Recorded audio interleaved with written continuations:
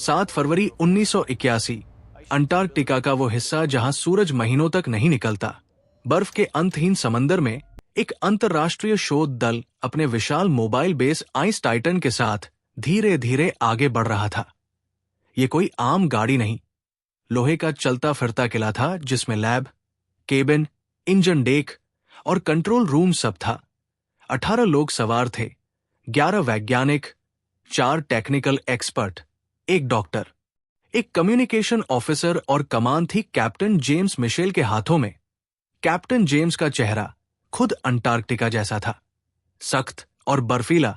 उसने आर्कटिक और अंटार्कटिका दोनों की मौत को करीब से देखा था। साथ थे 2 वफादार स्लेज डॉग्स, लूना और थॉर। ये दोनों बर्फ के नीचे छिपे खतरे को सूंघ ही नहीं, महसूस भी कर लेते थे। मिशन का नाम था प्रोजेक्ट डार्क डेप्थ और लक्ष्य था अंटार्कटिका के उस गर्भ तक पहुंचना जहां सैटेलाइट के मुताबिक बर्फ के नीचे एक विशाल झील थी। एक ऐसी झील जिसे आज तक किसी इंसान ने नहीं देखा था। पहले 10 दिन सब सपने जैसे थे। डाटा कलेक्शन, बर्फ के नमूने, मैपिंग, हंसी मजाक। लेकिन 11वें दिन रात 2:36 पर समय ने करवट बदली। आइस टाइटन के नीचे से ऐसी कंपन उठी मानो बर्फ की सदियों पुरानी नींद टूट गई हो। अलार्म बजे, कंट्रोल पैनल पर लाल बत्तियां जली। इंजीनियर चिल्लाया, जमीन साथ छोड़ रही है।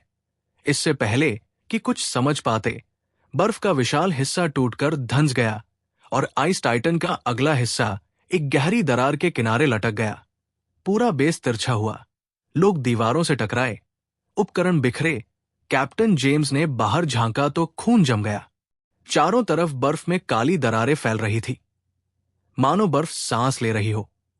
रेडियो खोला, एसओएस भेजा, जवाब में सिर्फ स्टैटिक का सन्नाटा। ये जगह दुनिया से कट चुकी थी।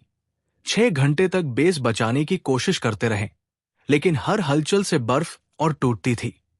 आखिरकार कैप्टन ने फैसला लिया, आइस टाइटन अब कब्र है, उसे छोड़ना होगा। बस जरूरी सामान बचाया, 25 दिन का राशन, टेंट, दवाइयां, सीमित ईंधन और सर्वाइवल गियर। बाहर निकले तो अंटार्कटिका ने अपना असली चेहरा दिखाया।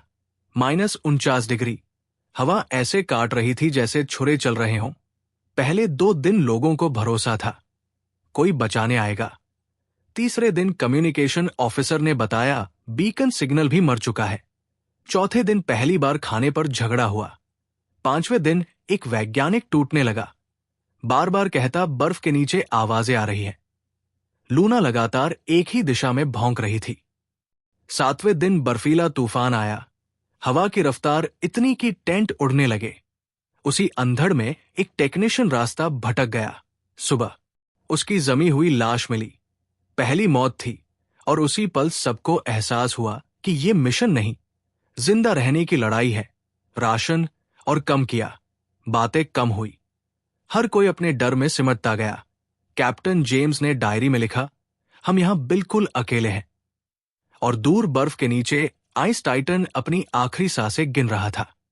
8वें दिन तापमान -55 पर पहुंच गया। सांस लेते ही फेफड़े कटने लगते। डॉक्टर सारा के लिए हालात सबसे कठिन थे। दवाइयां घट रही थी, चोटें बढ़ रही थी, फ्रॉस्ट बाइट के काले निशान उंगलियों पर फैलने लगे। 9वें दिन मौसम वैज्ञानिक ने कहा, एक और भयानक तूफान आएगा। उसी रात थॉर अचानक जोर से भौंकने लगा और बर्फ पर पंजे मारने लगा। सुबह नई दरारें दिखी, ये जगह भी सुरक्षित नहीं थी। 10वें दिन भूख ने असर दिखाया, हाथ कांपने लगे, सिर भारी। एक वैज्ञानिक ने गलती से खाना गिरा दिया, उसके चेहरे का डर सबको चुप करा गया। 12वें दिन थॉर सुस्त पड़ गया, उसकी चाल लड़खड़ाई। डॉक्टर ने कहा ठंड और भूख उसे मार रही है। 13वें दिन 3 लोग आइस टाइटन में वापस गए, कुछ बैटरियां और एक पुराना रेडियो निकाल लाए। लेकिन बाहर आते वक्त रस्सी टूटी और एक वैज्ञानिक नीचे फंस गया। उसकी चीख ऊपर तक आई, कोई बचा नहीं पाया। वो चीख दिल में स्थायी दरार बन गई। अब वे 16 थे।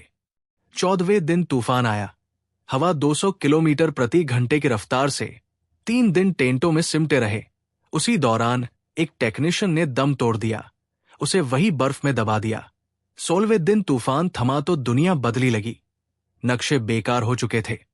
उसी दिन पता चला लाया गया, रेडियो सिर्फ सुन सकता है, बोल नहीं सकता। 17वें दिन जीव विज्ञानी माया को लगने लगा उसे बच्चों की हंसी सुनाई देती है। वो टेंट से बाहर भागी। कैप्टन ने पकड़कर बचाया। 18वें दिन थॉर ने चलना बंद कर दिया। बर्फ पर लेटकर आंखें बंद कर ली। लूना उसके पास बैठी रही। 19वें दिन कैप्टन ने सबसे कठिन मीटिंग बुलाई। राशन मुश्किल से 10 दिन का बचा था। रेस्क्यू का कोई संकेत नहीं। 2 रास्ते थे, यही रुककर धीरे धीरे मरना या 320 किलोमीटर दूर सोवियत आउटपोस्ट तक पैदल जाना। बहस हुई, आवाजें ऊंची हुई, कोई फैसला नहीं हुआ। उसी रात एक और आदमी ठंड से सोते सोते मर गया। अब वे 14 थे। 20वें दिन सुबह लूना अकेली थी। थॉर की जमी हुई लाश वही पड़ी थी। कैप्टन की आवाज आज भी मजबूत थी, लेकिन आंखों में पहली बार डर साफ दिखा। उसने कहा, अगर अभी फैसला नहीं लिया तो बर्फ हमें एक एक कर निगल जाएगी। 20वें दिन के बाद दिन और रात का फर्क मिट गया था। सूरज अब एक फीकी लकीर बनकर रह गया था। आखिरकार कैप्टन ने फैसला सुनाया, वे चलेंगे। 320 किलोमीटर दूर वो ठिकाना, शायद वहां रेडियो हो, खाना हो, या सिर्फ एक दीवार जो हवा रोक सके। 14 में से 9 लोग चलने लायक थे। बाकी या तो फ्रॉस्ट बाइट से अपाहिज थे या दिमागी तौर पर टूट चुके थे। डॉक्टर सारा ने साफ कहा, जो चल नहीं सकता वो साथ नहीं जा सकता। पीछे रहने वालों को थोड़ा अतिरिक्त खाना दिया गया और वही टूटा हुआ रेडियो। किसी ने अलविदा नहीं कहा। सब जानते थे ये आखिरी बार है। 21वें दिन सुबह वे 9 लोग बर्फ के समंदर में निकल पड़े।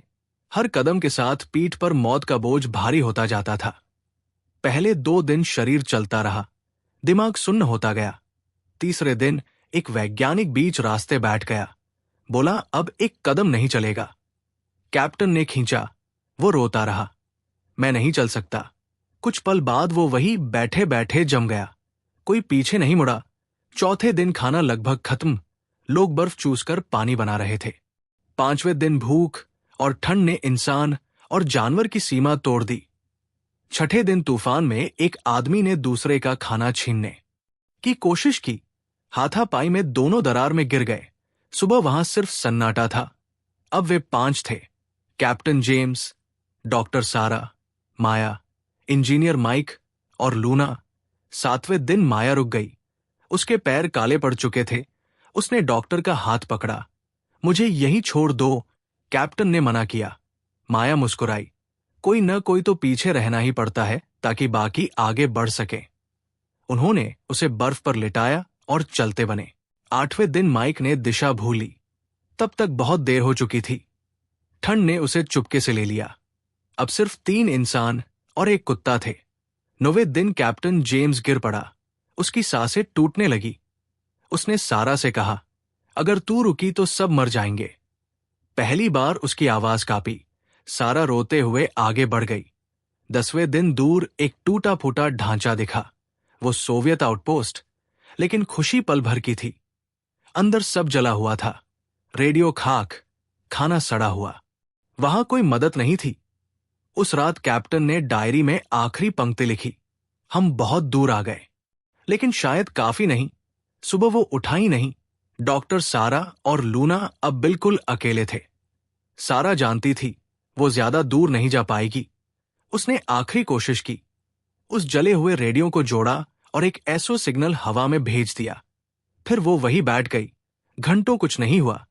फिर अचानक रेडियो में हल्की सी आवाज कर्कशा के बीच गूंजी। किसी दूर के सैटेलाइट रिसीवर ने उसकी आवाज पकड़ ली थी। सारा मुस्कुराई, फिर वही बर्फ पर लेट गई। कुछ घंटों बाद रेस्क्यू हेलीकॉप्टर आया। उन्हें सिर्फ लूना मिली, जिंदा, और डॉक्टर सारा की जमी हुई लाश। बाद में रिपोर्ट में लिखा गया, प्रोजेक्ट डार्क डेप्थ असफल रहा। लेकिन सच्चाई यह है कि अंटार्कटिका ने उन्हें हराया नहीं था। उसने सिर्फ याद दिलाया कि इस ब्रह्मांड में इंसान कितना छोटा है। और आज भी जब कोई वहां बर्फ के उस सन्नाटे में चलता है तो हवा में एक फुसफुसाहट गूंजती है। कुछ जगहें जीतने के लिए नहीं होती, वो सिर्फ समझने के लिए होती है।